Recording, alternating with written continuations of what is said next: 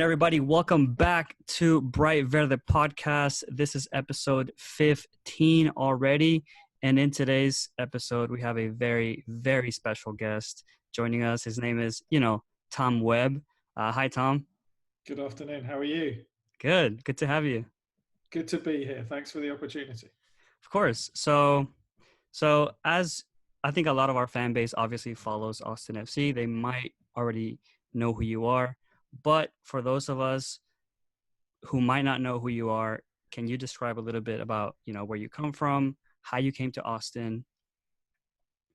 What brought me here? Yeah, sure. Thank you. I would start by saying I'm probably not a very, very special guest. I'm probably not even a special guest, but I'm certainly a guest. I'm Tom Webb, and I am VP of Public Relations and Broadcast for Austin FC. You might be able to tell I'm not originally from Austin. I'm not originally from Texas. So I grew up in the UK.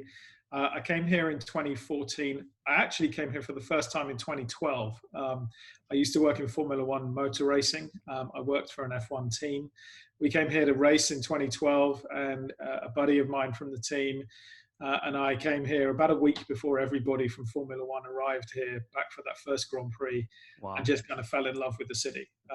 We spent a week hanging out. We went to bars and restaurants and Barton Springs, and just did kind of everything that we read in the tourist guides. And I thought, this is a place I want to come back to. So was lucky enough to get the chance to move here in 2014. And now with Austin FC, who I joined in June of last year. And very pleased, very privileged, very lucky to be here working for this amazing club in this fantastic city. Wow. Awesome. So you have a quite extensive resume. You've worked in a variety of different sports. So since you've worked with a variety of different athletes and sports, is football your favorite sport? And if not, which one is it? So I grew up supporting Manchester United. It kind of runs through my family. It skipped my dad. My dad couldn't care less about football. What I call football, I think what a lot of people call football, what here in America I call soccer. For me, football is the game. I do also. I'm a mad, passionate lover of motorsport. My dad raced cars, and having worked in and around motorsport and Formula One for a long time, those are my two great loves. But, I'm English by birth, so I also like a bunch of sports that nobody knows anything about here in Austin. I love cricket. I'm a very big fan of the England cricket team. I am a mad keen fan of rugby. When England play rugby, I am glued to that. And I kind of like all sport. I also have a slightly weird sport, which is kind of part of my background as well, which is darts. Never heard. Darts. Darts. So a lot of people just think that's a pub game. Part of the kind of blue collar culture in the UK and increasingly in Europe. And it was where one of my first ever jobs was working in professional darts. Wow. Yeah, it's a hardcore environment. It's a rock and roll environment. It's a lot of basically kind of guys and men and women who drink a lot of beer and like to shout abuse at players and themselves. And if you can get through that kind of experience unscathed, then you can kind of you're set up for anything. So yeah, football is my great love alongside motor racing. Wow, that darts one definitely caught me off guard. It's a little out there. I'll tell you a short story, actually. So I went to a good school in England, what we in England call a public school, which is the opposite of what here is called a public school. So I went to a boarding school in England, and that kind of it looks after you, right? You live in this kind of pretty safe little environment. And I got taken out of that environment and thrown into the world of, really blue collar, hardcore, a lot of swearing, a lot of drinking, a lot of kind of people who maybe have slightly dodgy backgrounds. And I was kind of thrust into that environment. I remember going to my first ever venue meeting for a darts event. And I turned up there, and there were a whole load of police cars in a field over the road from where this venue was. This is in a place called Essex in Britain. And I said to one of the guys, "What's going on?" And the guy said, "It's all right. They found a dead body." I said, "What?" And he said, yeah, some guy got shot, probably had it coming. And I said, right, okay. And he said, right, so we'll get on with the meeting. And I was like, and I was thinking, this guy is talking about like crime in a really kind of like throwaway manner. So that's what I mean. If you can earn your spurs in that world, then you'll be all right. Wow. That is a fascinating story. Um, so obviously you're into PR, broadcasting. Um, how do you go about making a broadcast strategy, for example, like a football club, and in this particular case, Austin FC? Like, what do you pitch to Andy, to the club, when you make that strategy for PR and broadcasting? So that's a great question, and it kind of leads to what is Austin FC's broadcast plans going to be. Mhm. We're very lucky that we actually have a kind of twofold approach to this, and I should say ahead of this that our broadcast is led very much by Andy. Andy has a very clear direction and an understanding of kind of where he wants us to be, and that's a really good process that he's putting in place. But you know, MLS has some extremely good broadcast deals, not just here in the US but internationally. There's a Mhm. lot of countries tuning into the game here, and as the game grows in popularity, you know, more and more people across the USA and worldwide are tuning in to watch what's going on. So, you know, the kind of nationally televised matches is something we'll be working on with closely with MLS. In terms of the local market, we, as all the MLS teams do, have the opportunity to do local broadcast deals. And that is something that Andy is leading. It's a great process. We get to speak to all of the broadcasters. And we don't really have any information or news that we can share about that at the moment.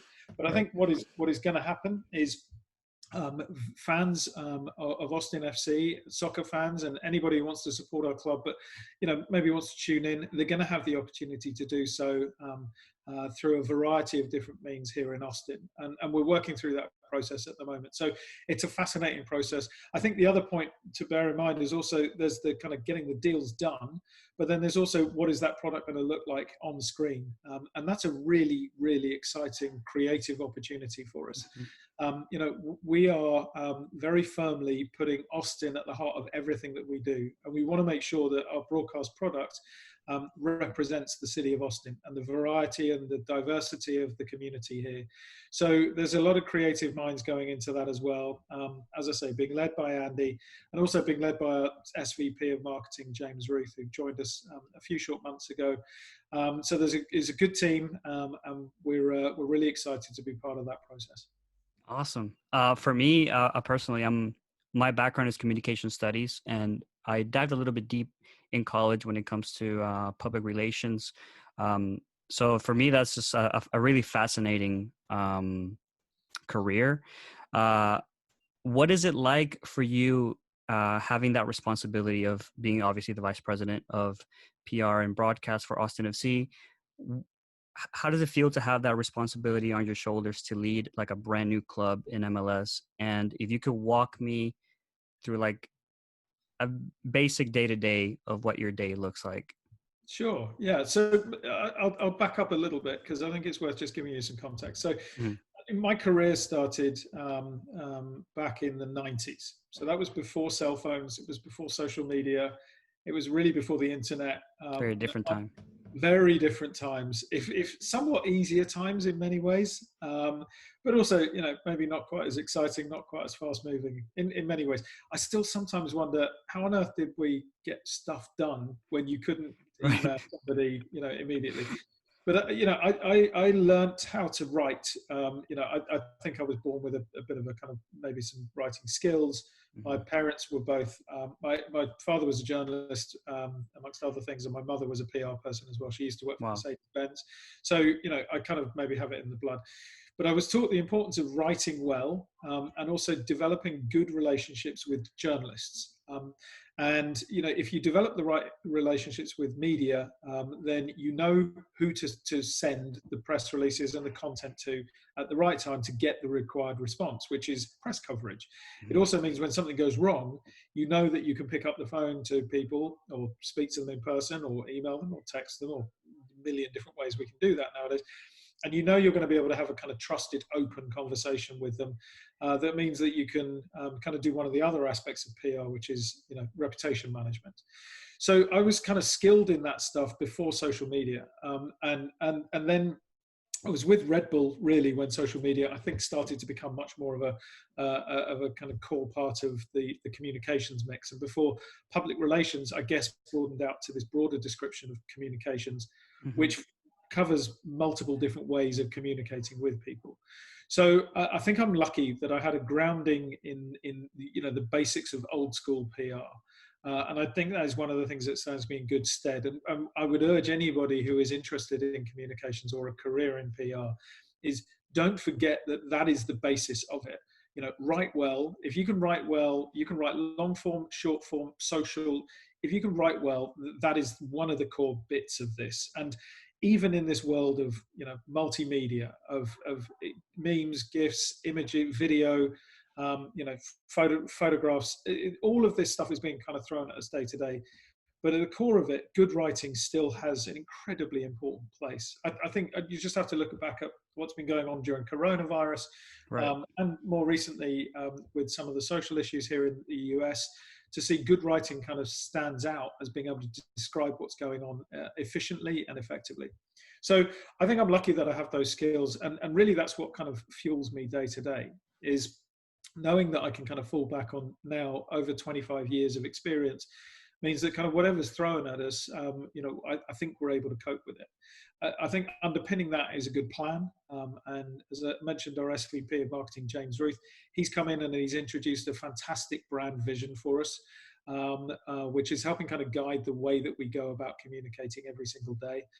And I think that that provides the framework to know how you go to market with what you're going to write, what you're going to put out, be it in kind of old school media, press releases and Hmm. news coverage, or in more modern media through social media.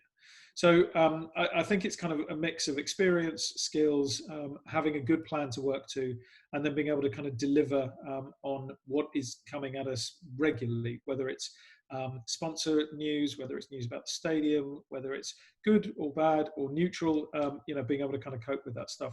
And I think that the thing that really drives me every day is such an honor and so much respect for the community that I'm part of. You know, knowing how lucky I am to be part of the growth of the first and at the moment only major league team in Austin, I think is an incredibly important opportunity that I'm very humbled to have. So, you know, the way I approach my work every day is kind of being thankful for having a job and having such an exciting job, and bearing in mind that what people want to hear is what we need to give them. So that's kind of what fuels me every day. Wow.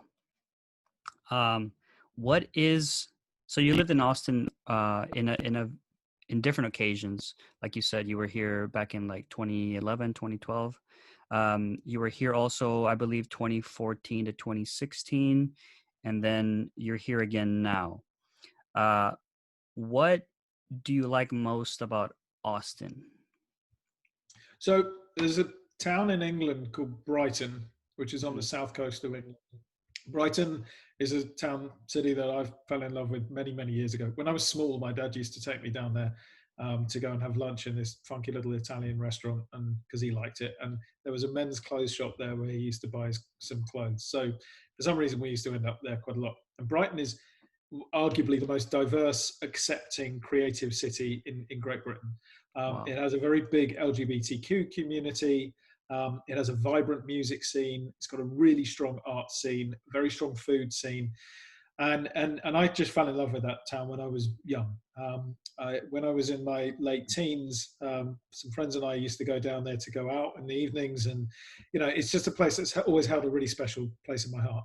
So when I first came to Austin, almost within the first 24 hours, one of the things that struck me is this place is like Brighton. You know, Brighton is Mm. covered in murals.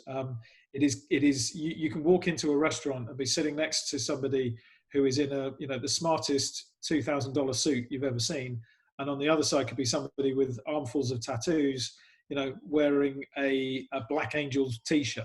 And Mhm. you know, the city is accepting of everybody, wherever you're from, whoever you are, and that's the same as Brighton. So I think the thing that I really kind of fell in love with was that underpinning thing of kind of acceptance and confidence. You know, the city exudes this confidence. It's not arrogance. You know, it's kind of more based on self belief, and that's very empowering. That's the kind of philosophical thing. You know, on top of that, obviously, there's the food, there's the music, there's the outdoor lifestyle. You know, there are so many things about this city that make it what it is. But you know, I've been very lucky in my life to have travelled extensively. You know, Formula One takes you around the world to 20 different countries every single year.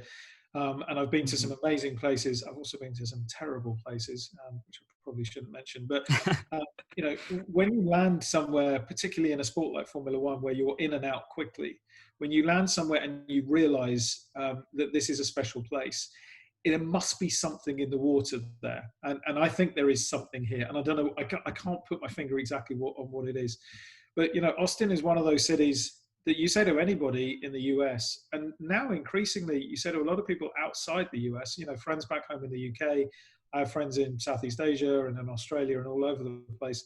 And they all know Austin is this cool, funky, vibrant city. And they all say, I'd really like to go one day. So I think everybody who lives here, you know, I think we all know how lucky we are to be living in this city, yeah, there's something in the water here. If I could put my Awesome. finger on it and bottle it, I'd be a trillionaire. Yeah, there's something special about this place. Um, and I think everyone who is interested in Austin FC, uh, I think we all want to know if there has been any updates in terms of the general season tickets. Do you have So anything as on we that? speak today, I'm afraid I can't give you any more specific news about that. I can tell you. So we are in mid-June. We're in the kind of early part of June at the moment. Hmm. An article was published in the Austin American Statesman last night by Chris Bills, Hmm. which quoted Andy Loughnane, our club president, talking about how we have concluded premium season memberships. So that means we are going to be moving to general season memberships at some point. I'm afraid I can't tell you that when, because I don't know when. All I know is that we will be moving into that process pretty soon, and we're excited to do so. Awesome. And then last question. This one's just kind of funny. I think it fits because you're a Man United fan. Uh, Messi or Ronaldo, Oh, and why? Ronaldo every time. Ronaldo because he's a Man United legend. You know, we took him out of Sporting Lisbon when he was 17. I mean Sporting. Like, we took him out of so I did a bit of work for Manchester United back in the day. So I, Mm, mean, I don't know a lot about it, but I know, from what I understand, you know, and I think that the legends are written that there was a Champions League game that Man United played against Lisbon. You know, they came in at half time, and I think Ryan Giggs said to Sir Alex Ferguson, "We need to get that kid." The mhm. legend is that, you know, he was a complete surprise, and that everybody kind of went, "Yeah, who is he?" I think the truth is, and I think this has been pretty extensively reported, that Arsenal had been in for him before. I think Man United had kept tabs on him for a long time. United and Lisbon have always had a pretty good relationship. I think Nani came out of Sporting Lisbon as well. I believe so. Um, uh, and then did Bruno Fernandes come out of Lisbon? Where was he? Yes, as Yeah. well. Yeah. I mean, and I remember I wasn't at Old Trafford for that game when he first played, but so my hero is George Best. Hmm. Georgie Best is, you know, one of the great characters in English or in British football. Hmm. A tragic character in many ways because his life and his career was cut short by alcoholism. But you know, he was part of a side in Manchester United in the '60s that was for me set the benchmark, the blueprint for how Manchester United football should be played. You know, attacking with flair, going at players. You know, Spectacle. getting a complete spectacle. You know, Georgie Best was a small, wiry, very quick player who got, you know, in those days there were very few rules about hardcore tackling. And you know, I've watched a lot of videos, a lot of footage of George Best, read a lot about him, and then this kid Ronaldo appeared. I think they brought him on as a sub in the second half of the game, and he just danced. I mean, yes, he went down a lot for the first few months, but it was the whole crowd was on their feet within 30 seconds of him getting the ball for the first time. So, I know Messi. Look, Messi is the better player, right? I mean, I think everybody accepts that. Messi does things with a ball that defy physics, defy science. There's a terrific show. I think it's on Amazon Prime. There's a terrific documentary about him where they actually study the way his head moves in relation to his body when he has and doesn't have the ball, and it's a really fascinating kind of look at the way physiologically he performs and how it makes him so good. But Ronaldo is a showman. Messi's incredible, and he doesn't have that kind of showman-esque quality that Ronaldo does. And Ronaldo's links to Man United make him Man United fans' favourite. He also it follows in the tradition of like Eric Cantona. When Cantona joined Man United, he used to do this thing where he would pop his collar and he would stand, with his hands on his hips, and he would just kind of, chest out, and he would kind of dare the crowd to do anything but, worship him. Yeah. And then I think when Ronaldo perfected, when he started getting that kind of free kick routine, and he did that, the first time you saw it, and he kind of walked back, he paced back to that point, and then he plants both feet, and he kind of looks at the ball, and it was Cantona-esque, that kind of, the determination in it. So I think, if you're picking a fantasy team, and you wanted to win everything, you'd probably go with Messi. I think if you 1.01% behind that would be Ronaldo in terms of kind of victory and winning opportunities, but in terms of the show, put Ronaldo in every single time. Wow. Oh, also Ronaldo's also done it on the international stage. He dragged Portugal to win the European Championship, which Messi arguably has never done on the international stage. Now you could argue that he maybe didn't have quite the depth of talent around him. I think João Felix and Fernandes were in that Euros winning team with Ronaldo. But, Argentina have never been short of great players. So, yeah, for me, Ronaldo gets the nod every time. Well, I think for sure in the international stage, I think Portugal has had a more stable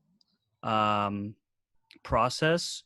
They've had the same coach for already almost like over 4 years, 5-6 years, something like that. Argentina has had, I think, like 4 or 5 coaches in the past 4 or 5 years. It's insane. But yeah, I think for sure Ronaldo in the international stage has certainly surpassed Messi. I mean, those are just facts. But I agree with what you said. I think Messi is the overall best player, but Ronaldo definitely gives you that showboating that soccer, craves. And that's what Manchester United is about. That's why, under Mourinho, yes, Man United won trophies, and then it went very badly wrong, as it seems to do every time with Mourinho. But the passion, that excitement was lost, and then Solskjaer took over, and suddenly the team started attacking again. And instead of kind of playing the ball sideways and back, and trying to play out, with that kind of defensive mindset. And that's what Ronaldo embodied. He embodies run at everybody as much as you possibly can. So yeah, he gets my vote. Well, thank you so much, Tom. Really, I appreciate from the bottom of my heart you coming into this podcast. And for everybody, if you want to know more about Austin FC, stay tuned for the Bright Verde podcast. You can follow us on YouTube. We're on social media. You can find us on Spotify, Apple Podcasts, and everywhere you get your podcast. Thank you, Tom, for this lovely conversation. My pleasure. It's been a really good time. Thank you. I enjoyed this conversation. Be well. Subscribe and like what he does. It's all good. Thanks, guys. See you.